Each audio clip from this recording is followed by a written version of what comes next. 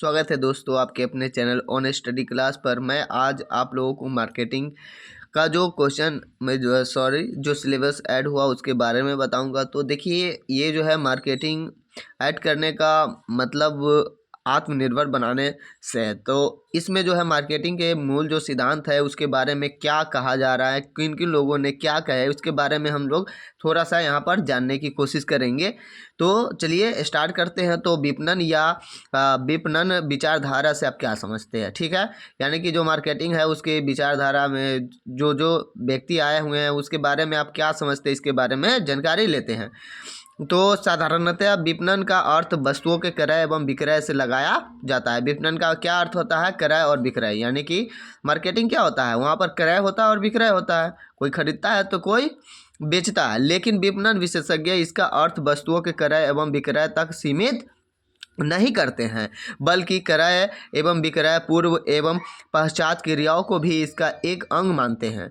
कुछ विद्वान तो क्रय एवं विक्रय के अतिरिक्त सामाजिक उत्तरदायित्व निभाने को भी विपणन का एक प्रमुख कार्य मानकर विपणन का अर्थ लगाते हैं। अब जाहिर सी बात है कि आप क्या कर सकते हैं, बिजनेस पैसे कमाने के लिए कोई करता होगा, कोई क्या करते हैं कि कोई व्यक्ति किसी चीज़ से मतलब जूझ रहा है, जैसे कि बाय द वे आपको कोई चीज़ की ज़रूरत है तो वहाँ पर क्या हुआ कि उस चीज़ को बनाया गया, वहाँ पर ये ध्यान में नहीं रखा गया कि बिजनेस है, आपको सुविधा के लिए बनाया गया। तो इस तरह से सोच अलग अलग भी हो सकते हैं, परंतु बात क्या होगा, क्रय और विक्रय का। तो यही बातों को जो है अन्य अन्य लोगों से जो प्राप्त हुआ उसके बारे में हम लोग जानेंगे।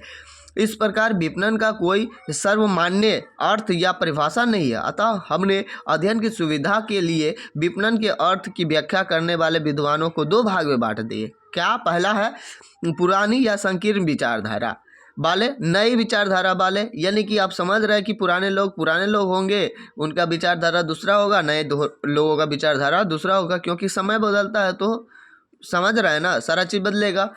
तो इसके निम्न रूप देख सकते हैं। जैसे विपणन संबंधी पुरानी विचारधारा क्या थी, तो आप लोग देखेंगे कि विपणन संबंधी पुरानी एवं संकीर्ण विचारधारा में निम्न विद्वानों द्वारा दी गई परिभाषा को ले सकते हैं।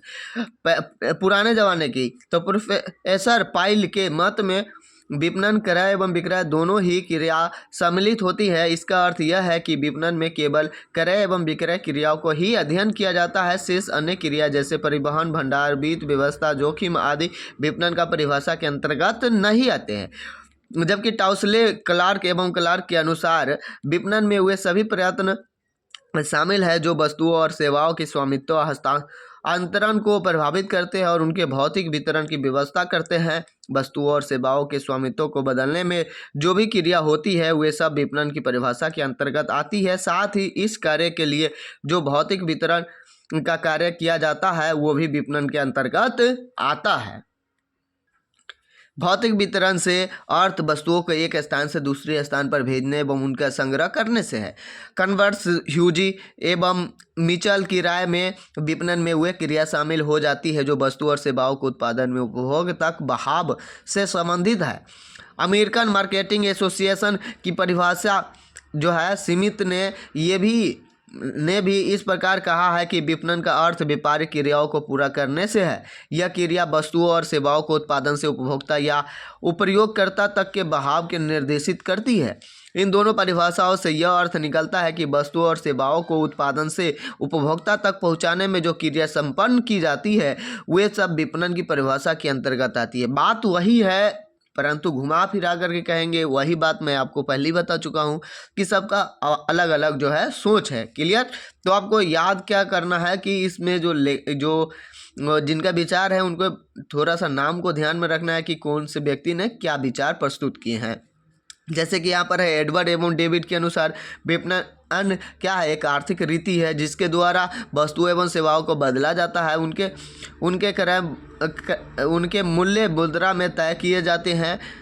विपणन में एक रीति है जिसके द्वारा वस्तु एवं सेवाओं को बदला जाता है तथा इसे बदलने के लिए उन वस्तुओं एवं सेवाओं का मूल्य इसके द्वारा निर्धारित किए जाते हैं। कन्वर्स, ह्यूजी एवं मिचल के मत में यह व्यापारिक क्रिया अर्थशास्त्र के नियमी पर आधारित होती है और इसलिए इनके अनुसार विपणन अर्थशास्त्र का वह भाग है जिसमें स्थान, समय एवं अधिकार उपयोगिता की उत्पत्ति का अध्ययन किया जाता है। वास्तव में विपणन वस्तुओं में स्थान, उपयोगिता है जब तक कि उनकी मांग उत्पन्न नहीं हो जाती। उनका यह कार्य वस्तुओं में समय उपयोगिता को सृजित करता है। इसी प्रकार एक व्यापारी से दूसरी व्यापारी पर वस्तुओं का स्वामित्व हस्तांतरण होना अधिकार उपयोगिता को उत्पन्न करना है। यानी कि जब आपके पास है तो आप उसका स्वामी है, जब दूसरे के पास जाएगा तो दूसरा उसका स्वामी हो जाएगा। तो इस तरह क्या है, स्वामित्व हस्तांतरण हो रहा है, मतलब अपना जो स्वामी जो बने हुए हैं उसका भी हस्तांतरण ये इसमें होता है। लेकिन उपयुक्त भी परिभाषा पुरानी विचारधारा या परंपरागत विचारधारा का प्रतीक है, क्योंकि उनमें मुख्यतः वस्तुओं के उत्पन्न क्रय एवं विक्रय की बात कही गई है। आजकल तो विपणन में वस्तुओं के उत्पादन, क्रय एवं विक्रय की क्रियाओं को ही नहीं जोड़ते, बल्कि उत्पादन से पूर्व की क्रियाओं को भी विपणन का अंग मानते हैं, क्योंकि वस्तुओं का निर्माण मांग के अनुरूप किया जाता है। इसी प्रकार आजकल विक्रय के बाद भी कुछ सेवाएं दी जाती है, जैसे विक्रय के बाद सेवा। इस सेवा का भी पुरानी विचारधारा में कोई स्थान नहीं है। पुरानी विचारधारा में उत्पन्न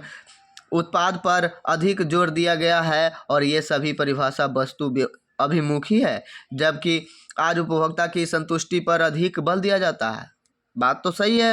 यहाँ पर अभी जो है उपभोक्ता अगर चाहे वैसा ही चीज़ को लाना पड़ेगा। अगर वो नहीं चाह रहे हैं तो उससे कोई मतलब नहीं। अगर वो चाह रहे हैं कि हमको एक ही दिन चलने वाला अगर कपड़ा चाहिए, परंतु हमको ऐसा ही कपड़ा चाहिए, तो क्या करेगा, लोग ऐसा ही कपड़ा बनाएंगे ना, जैसा कि आप लोग अपने समाज में देखते हैं। तो वही बात है कि आजकल की, अतः आजकल विपणन की सभी क्रिया उपभोक्ता या ग्राहक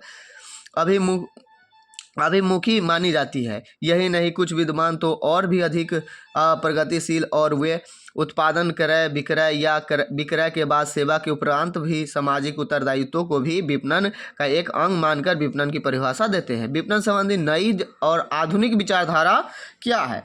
तो विपणन की आधुनिक या नवीन या विस्तृत विचारधारा में निम्न विद्वानों की परिभाषा है, जो देख पाएंगे यहाँ पर है, ले सकते हैं। जैसे कि प्रोफेसर जो है स्टांटन के अनुसार विपणन का